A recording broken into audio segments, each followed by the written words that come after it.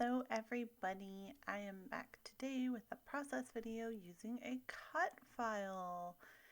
I finally got my silhouette sorted out with the proper cords and everything, so that is exciting. You are going to be seeing quite a few cut files from me. So I really wanted to back this. This is stacked cups from Paige Evans, and I really wanted to back it with striped papers, but there is one of the cups is striped and the lines were really competing with each other. So instead I'm going to back it with this pink paper from Bloom Street. This is just a scrap that I had left over on my desk after I did another layout. So all I'm doing here is just tracing the outside edge of the cut file. If it's a really simple cut like this, where I'm just going to back the whole thing with one color, this is how I do it. I just trace the outside edge of the cut file very carefully. Now I did make a mistake, not a huge mistake, but my cut file shifted while I was tracing it, and apparently I didn't line it up properly. So after I glued it together, I did have to trim off some excess from around the edges that it just didn't quite line up well. So after I trace it, I'm just going to cut around the line. I'm just going to cut on the line because then anything that is hanging over, I can just trim easily with my scissors, because this is a very simple shape to cut around. There's no intricate, twirly bits or anything. So here I'm just going to, I was going back and forth of how am I going to fill in the details on this cup. Do I want to just leave it all pink? And I was like, well, that's kind of boring. I don't really want to leave it all pink. So I decided to just color some of the details while they were still stuck to my mat. It won't hurt your mat at all to get color on it. It's fine. And if you are wondering, the mat that I'm using is made by what's it called? Real Like. It's all one word, so it's real and then Ike at the end. Real Like, I guess. I'm not sure. I was using different silhouette mats, but you can't seem to get them anymore on Amazon. So I decided to try these ones. These are, the blue one is the light grip, and it worked great with my cardstock. It was so easy to pull the pieces off. I didn't have to fight with it at all. It was great. So I just used two different shimmer pens there, one by Close to My Heart, and I think that's the sapphire color. And then the other one is from, oh goodness, trying to see if I can grab it from my desk, but it's kind of far away. The other one is from Spectrum Noir, and I think it's in the color Aquamarine. It's a really pretty color. And then I'm using Candied Apple Distress Ink and Twisted Citron. And I start out using Scattered Straw, but then I go over it with Squeezed Lemonade Distress Inks. And I accidentally went over the bottom part of where the Aquamarine shimmer pen was. And I actually really it kind of bled into it, and because they're distress inks, they are water soluble, so it kind of bled into it and made a really pretty purple color. So that was unintentional, but very, very cool. So here I am just going over it with the various ink colors. I made it the Scattered Straw color, but when I was doing this layout, to me, that yellow looked very orange. And I didn't want orange, I wanted yellow. So I do go over it with Squeezed Lemonade, and I just smush the ink pad onto the shape itself because I wasn't getting the color with the sponge the way that I wanted it to be. I wanted it to be a nice bright yellow.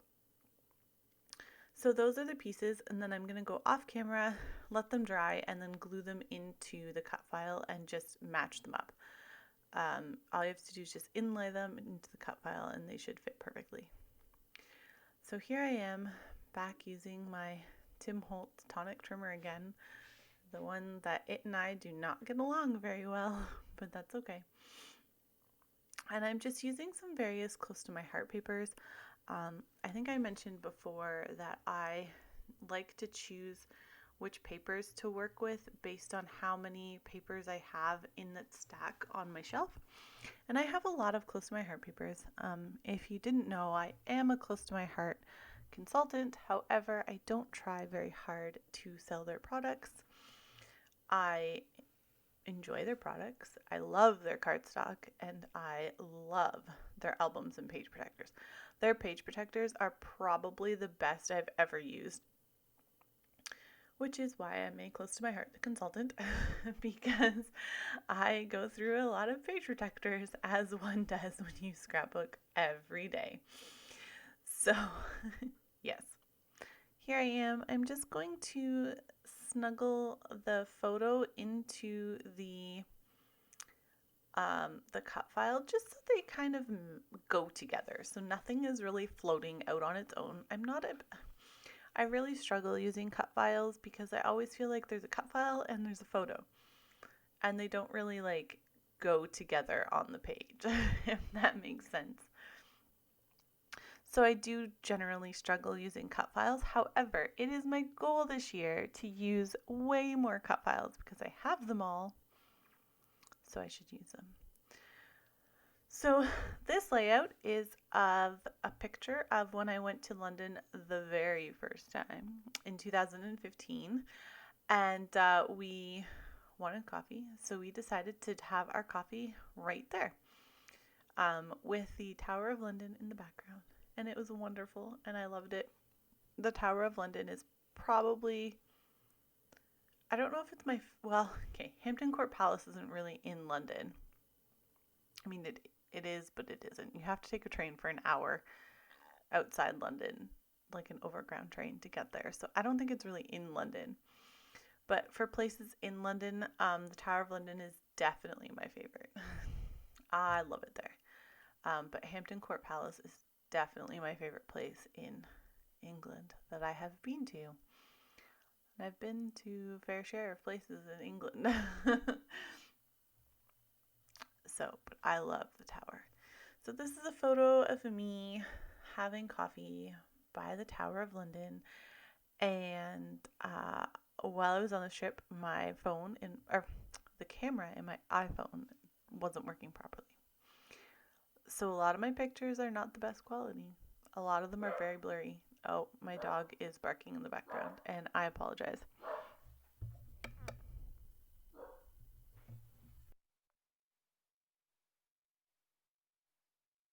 Okay, I think he stopped barking. So that little puffy coffee cup sticker, I tried to get it on my last layout with the Disney coffee, but it just didn't work because the colors were just not, they weren't working well together. However, on this layout, there is blue, navy, and pink, or aqua, I guess, like a teal aqua color. And so I decided to use it there. So I'm going to put down these holographic letter stickers that spell out coffee, and it doesn't fit. It's going to hang off the edge, and I'm like, ugh, I really don't like how that looks, but I really want the coffee to be there. So what do I do now? How do I make that work? So I found these little die cut arrows just hanging around. I'm like, well, I'm gonna add those in, and then I add in a holographic label sticker, which I love those label stickers. I'm almost out of the ones from the sticker book, and I'm almost out of my other ones, my big ones. It's very sad. I'm going to have to find some more holographic labels. So then I just make it so that the E isn't falling off as it is.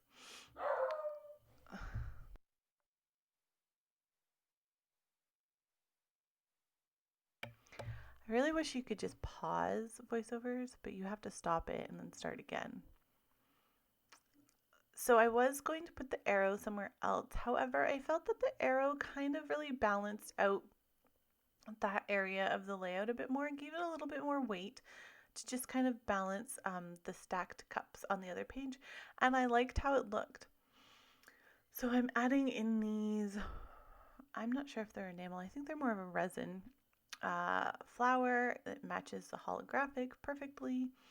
I'm just going to sprinkle those around just for something new. They are super old and I'm trying to get them used up, so they're going to be featured on quite a few layouts coming up. Um, so that is my layout, and I thank you all for watching, and I apologize for my dog barking in the background. I closed my door, but you know, life happens and dogs are noisy. So, oh, just one last thing I forgot that I did this. I added some polka dots on that label in the 2 shimmer pen colors that I used on the cups, just to bring those sparkly colors into the other side. Super simple, and it adds quite a bit. So thank you. Bye.